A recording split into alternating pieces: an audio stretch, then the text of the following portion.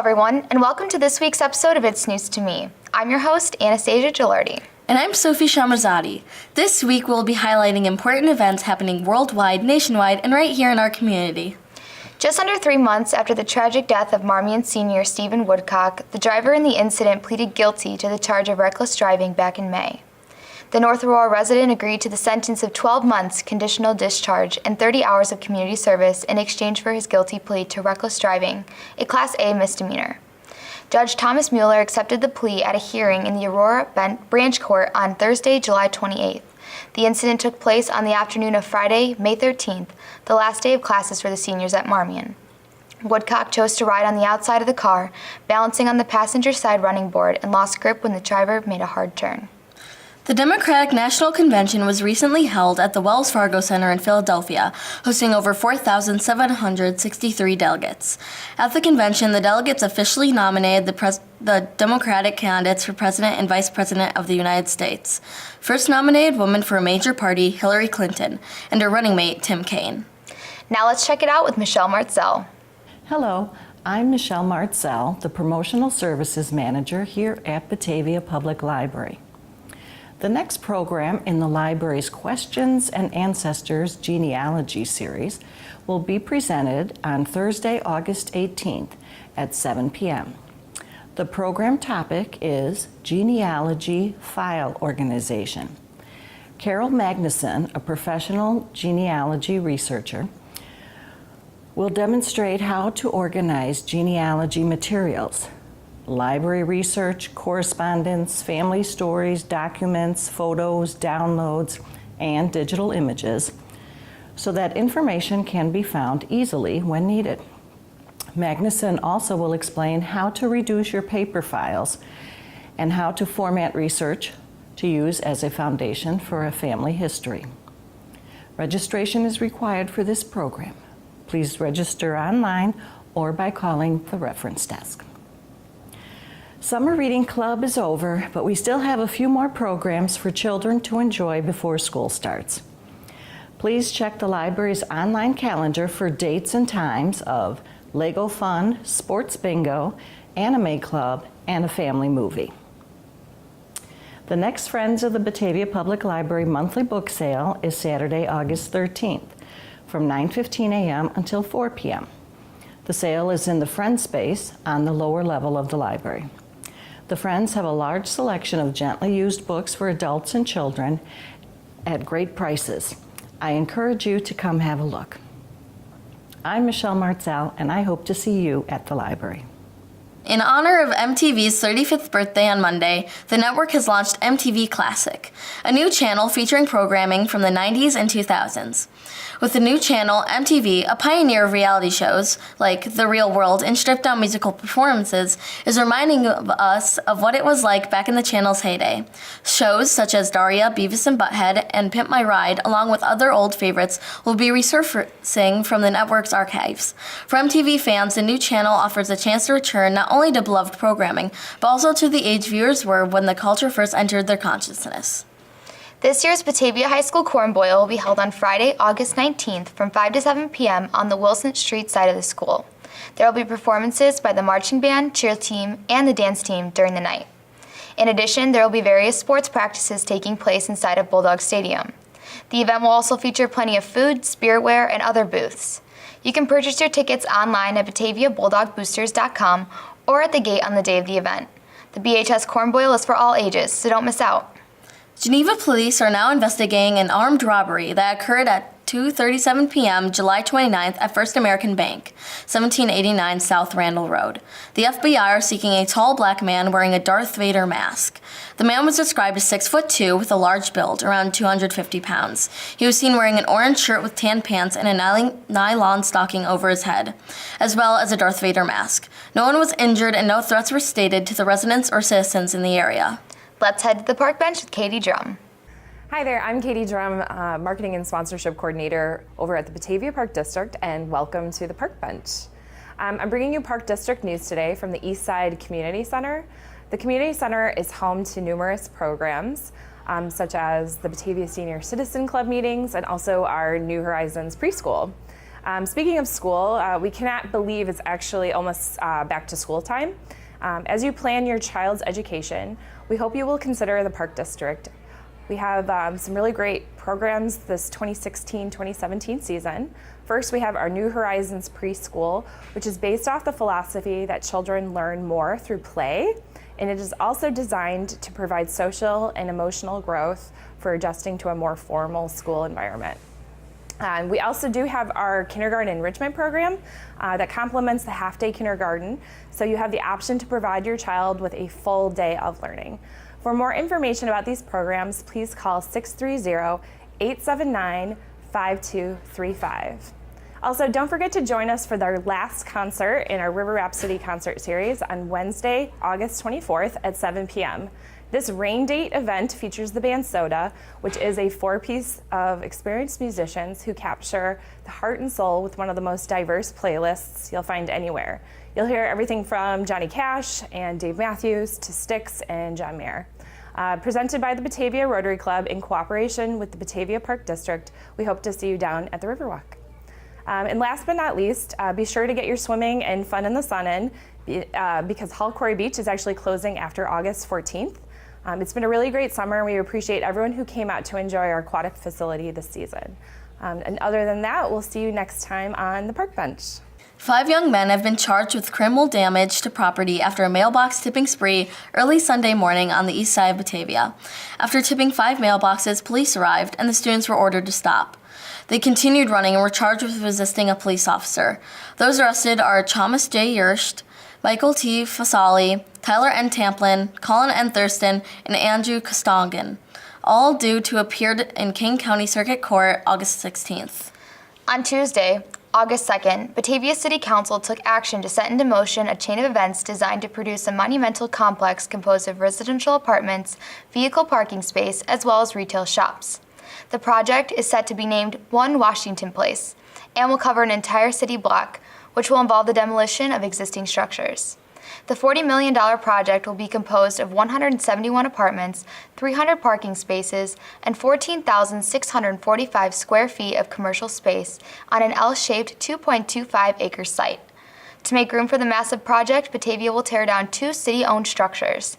These include the vacant Baptist Church on the corner of North Wilson Street and Washington Avenue, as well as the 2-level parking deck at North River and State Streets.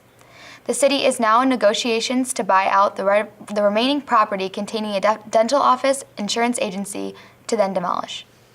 Harry Potter fans rejoice as a new play as well as manuscript of Harry Potter and the Cursed Child came out on the 31st of July. This new edition of the Harry Potter universe begins with the epilogue of Deathly Hallows Left Off, 19 years on. This sequel will focus on the children of the main characters and their days at Hogwarts. The manuscript was written by J.K. Rowling as well as Jack Thorne and John Tiffany. The toughest part of this year's Olympics may not be the competition, but the living conditions in Rio de Janeiro. Athletes as well as journalists did not hesitate to share the concerning and questionable lodging available to them during the Games. Problems so far have ranged from collapsed sinks and flooding, all the way to no electricity in their rooms. Olympic Village and Media Village are both experiencing problems that have led to ironic hashtags and teammates creatively solving the problems on their own. Team China found duct tape to be a useful tool, while Team Australia made headlines by holding their entire team of 700 athletes and staff at home until the problems were under control in Rio. And now the board brief with Superintendent Dr. Lisa Hitchens. Hi, I'm Lisa Hitchens, the Superintendent of Schools in Batavia. And Batavia is a great town with a phenomenal school district, but I'm guessing you already know that. At Batavia Public School District, we take our mission very seriously to help students learn and grow in all aspects of their development. But we also know that we need students to be engaged and have some fun in order for that learning and growing to happen. We take time to listen to what the students have to say about their experiences with us. And this summer, we spent some time looking over student survey results, and we are pleased at what we found. First and most importantly, virtually all of our students report that they feel safe in their classrooms, the hallways, and to and from school. Students also had good things to say about their teachers. They feel safe and comfortable with them, they are treated with respect by them, and they report that they know that their teachers are willing to give extra help. The results were overwhelmingly positive. We also asked our students about their use of technology in the classroom now that they all have access to to devices in their classrooms. We need to make sure that the technology is enhancing the student experience and increasing their opportunities to collaborate, to create, to communicate, and to think critically. The majority of the students did report that they feel that using technology enhances their learning. They also report that they're solving authentic problems in the classroom now, and they also tell us that they're able to learn new technologies easily. I've said it before, but a strong school system benefits everyone in the community. So even if you don't have students in the school system, I'd like to take this opportunity to ask you to follow along this year as we celebrate many more accomplishments. We love to celebrate the small moments at our district because we know that these small celebrations help us gain momentum for the big victories. I'm inspired every day by our students and staff, and if you choose to follow along, I know you will be inspired too. We are active on Twitter, on Facebook, or you could visit our website to have district news emailed to you. Our stories will help you gain a perspective of the learning and growing that's taking place inside our classrooms. We would also love for you to come out and see us. We have many opportunities for you to come see us. There's always a sporting event, a art show, concerts, plays, musicals, robotics competitions. There's always something happening, so come on out and see us. I also don't want to miss this opportunity to acknowledge some of our groups in the community that partner with us for the benefit of our children. We have people who expand opportunities for our students by giving their time to mentor a student or provide an internship. We've had so many others that help us fundraise for items that go above and beyond what we can account for in our budget. And I'm talking to you, the Bulldog Boosters, the Batavia Foundation, PTOs, stage, music buffs, and studio visual arts, to name a few. So thank you to those groups. We're also very grateful to the community organizations that help students and families who are facing additional challenges. These groups are the Batavia United Way, Kiwanis, Rotary, Batavia Mothers Club, and of course, Chip in Batavia. Thank you to them. So my time for this video segment is winding down, and so is the summer. Wednesday, August 17th. That's a big day. You might want to put that one down in your calendar. That's the day that we will welcome all of the students from the class of 2017 all the way down to the class of 2029 and even some from beyond 2029.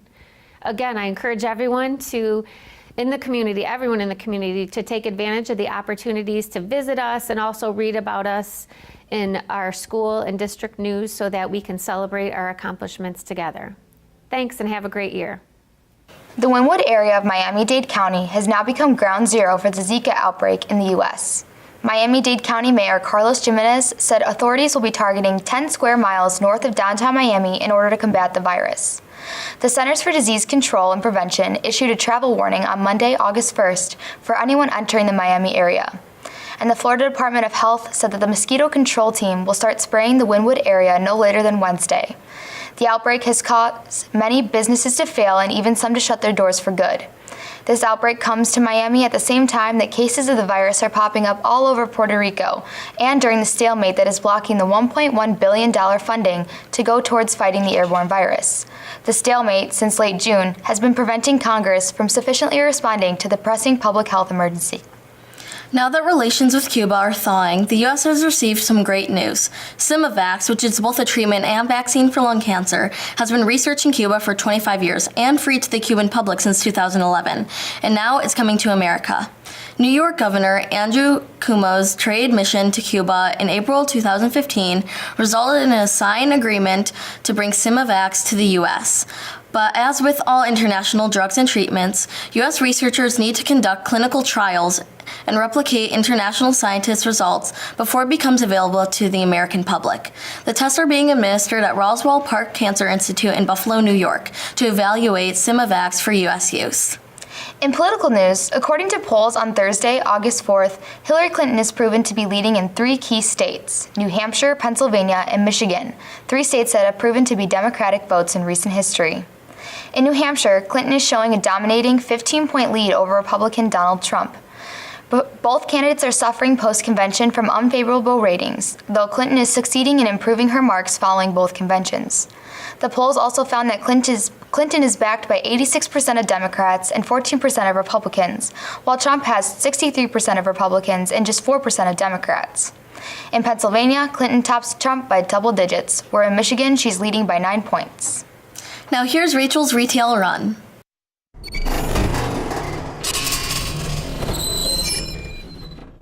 Hi, I'm Rachel Goodman, and on this week's edition of Rachel's Retail Run, I'm here at Acosta's Consignment Shop. They specialize in upscale, nearly new furniture and home accessories. Let's check it out. Cecilio and Christine Acosta own 2 consignment stores in Batavia and St. Charles. The store has 46 full rooms, so they're now looking towards a new location in Wheaton that may open before the end of this year. So tell me a little bit about the background of your store. So my husband and I opened our first store in St. Charles actually 5 years ago. We're both certified appraisers, and we have conducted estate sales for the last 12 years. So the logical next move for us was to open a store location, and that store did very well. It's small, it's only 3,600 square feet. And then 2 years ago, we were out of space, so we decided to open a much larger store here. Many people bring items to Acosta's, whether they are moving a house full of items or just wanting to give one sofa. They come from all over the Chicago area. We just got 2 complete condos from Trump Towers have come in here. Last week was a house from Wilmette. We're getting pieces every week from a couple of estates that are in Oak Brook. So they're just coming from all over in addition to locally. Christine's job brings her not only success, but much enjoyment. It's never the same.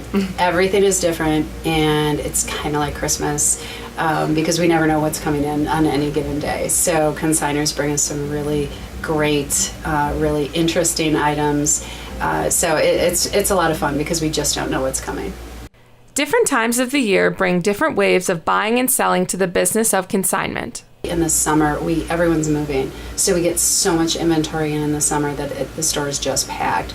In the fall, kids go back to school, and the incoming slows down a little bit, and more outgoing is happening. So I always tell people, one of the best times to consign furniture is actually in the fall, particularly dining room furniture, because people are starting to ramp up for the holidays. Over 60% of her customers are not from this area, so her store draws a lot of attention. What do you think this store offers that other stores in Batavia may not? I think we've been able to, there's a lot of great other locations in Batavia where we all have something to offer.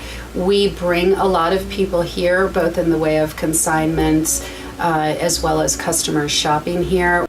Christine feels that her store is very green because they find a new home for items that may end up in a landfill otherwise. They provide a delivery and pickup service in addition to having reasonably priced furniture for the general public. If you are interested in bringing furniture to the store, there are many ways to do it.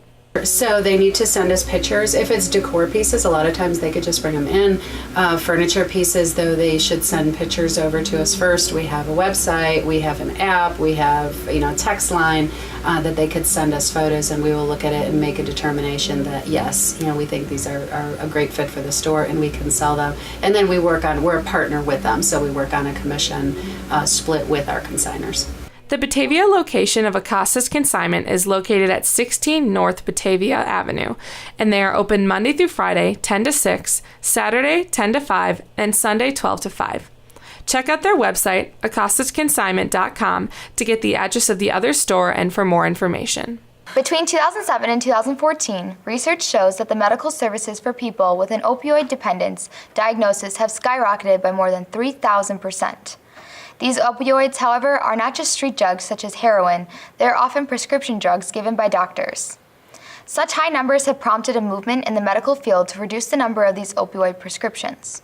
Younger patients between the ages of 19 and 35 were actually most likely to be diagnosed as an opioid dependent compared to other age groups. Dependence is classified based on symptoms such as increased intolerance, withdrawal, or unsuccessful attempts to quit.